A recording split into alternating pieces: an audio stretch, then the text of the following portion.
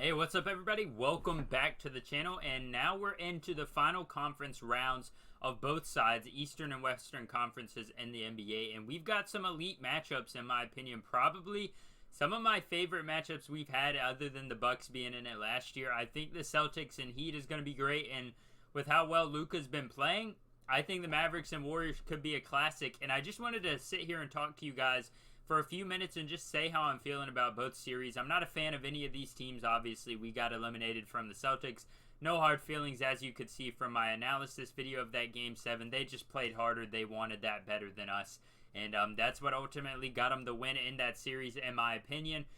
Obviously, you know, injuries happen, but I'm not one to use those as blame. You can't always say that without, or say injuries caused everything. Injuries didn't make us shoot 4 of 33 from 3, so that's enough about the Bucks. But yeah, so we've got, first off, we'll start with the Eastern side since I'm a little more familiar with the Boston Celtics, obviously, considering we just played them. You've got the Heat and the Celtics. Now, obviously, the Celtics, I feel like, in my opinion, have a little bit more star power than the Heat do. You know, they've got Tatum and Brown. I feel like the Heat, really, I mean, Adebayo you could count as a star, but he just doesn't bring that offensive output like you would hope a star would. Obviously, he's great on both sides of the ball. But if we're talking about pure star power, I think Jaylen Brown can be a star when he plays well. Obviously, he doesn't always play well. That's the big thing with the Celtics, and he didn't even play well really in that Game 7 against us.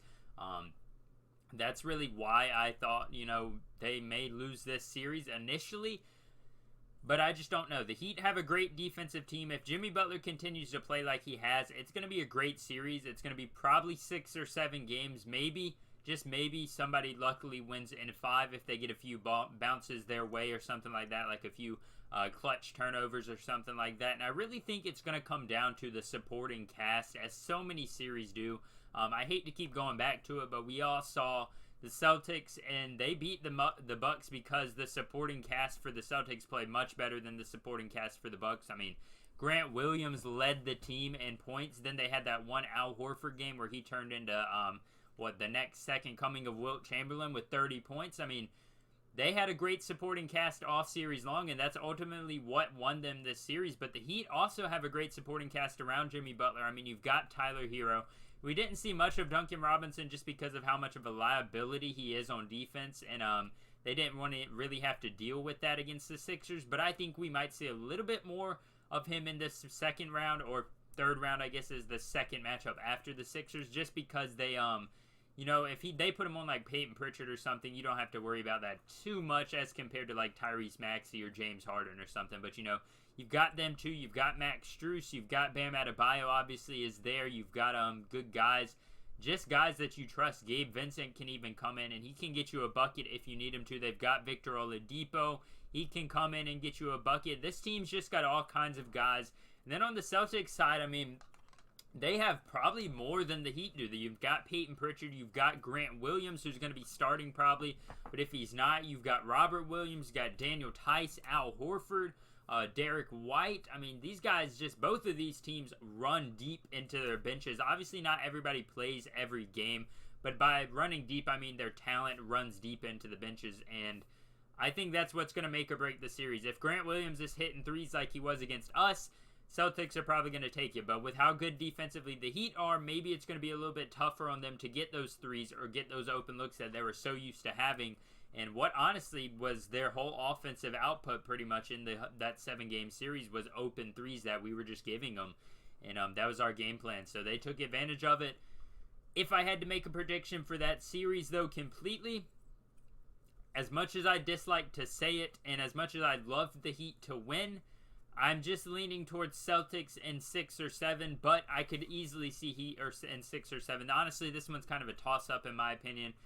They're both amazing teams. They've both played hard to get here. Obviously, the Heat had a little bit of an easier path to the finals or conference finals with the 76ers. James Harden, not as good nearly as he used to be, but either way, they've both fought hard to get here, and I think I'm going to lean towards the Celtics in this third-round matchup or Eastern Conference Finals.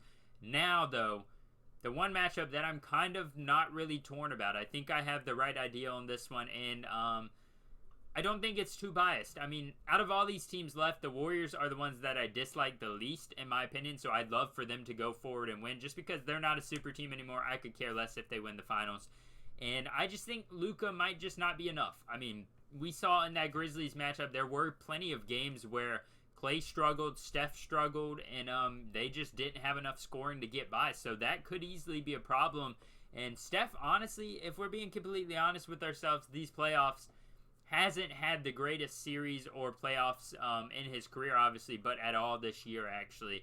He just hasn't played all that great. He's had games, you know, he's shown flashes of what we know Steph can do, but he really needs to step up in this series if he wants to win. I know they can win, and I think, you know, if you get a good game from Steph, Klay, and Jordan Poole, and then you got guys like Jonathan Kuminga with, say, like 8 points, Draymond Green, you know, he plays his role, Kevon Looney, Damian Lee, guys like that, if they all can work into their roles and play like you expect them to and like we know they can, I think the Warriors win this one in 5 or 6. I just don't think the Mavs have enough firepower. Luka, you know, he's been carrying so far, and honestly, he's been playing great. I'm not surprised at all. He's been dropping buckets after buckets, and I think he could easily continue it. There's no reason to believe that Luka won't be able to continue his play or high play.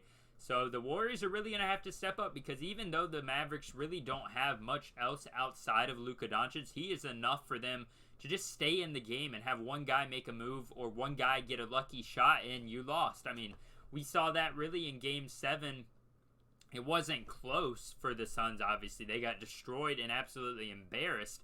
But we saw Spencer Dinwiddie struggled all playoffs so far, and he finally comes out here and Game 7, he had a good game. I mean, you just don't know when that's going to happen for the Mavericks. They've got guys that can go off no matter what. Like I said, I'm leaning towards the Warriors in this one in 5 or 6 because I think they just have too much firepower to lose this one. But I could easily see it going to the Mavericks. I'm hoping the Warriors win. I'll give them my final prediction, Warriors in 6, because I just think Steph's might turn it up in this series. And, hey, if Luka surprises me, sure, why not? I mean, go ahead and win you a championship, boy. We had it last year. You can't get it every year. Luka's a great player. And he is carrying this Mavericks team. I just don't know how long he can do that. Prove me wrong. Prove me wrong and win it or take it all the way into the finals. That would be a big accomplishment for him. And that'd be really shocking for a lot of NBA fans around the league. But anyways, that's my predictions for the rest of the playoffs. I'll get into the finals once we know who's in the finals, because I don't want to have all my predictions wrong. But obviously right now my predictions are Celtics versus Warriors in the finals. And if that's what happens, great. If not, I'm still going to talk about it. And I've got something big planned that I'll probably post about. I'm thinking of doing a commentary style podcast for each game through the Colorcast app. I'll have a link in the description down below to my profile. You can go follow it if you'd like. Something I'm excited for. I always wanted to be a sports commentator.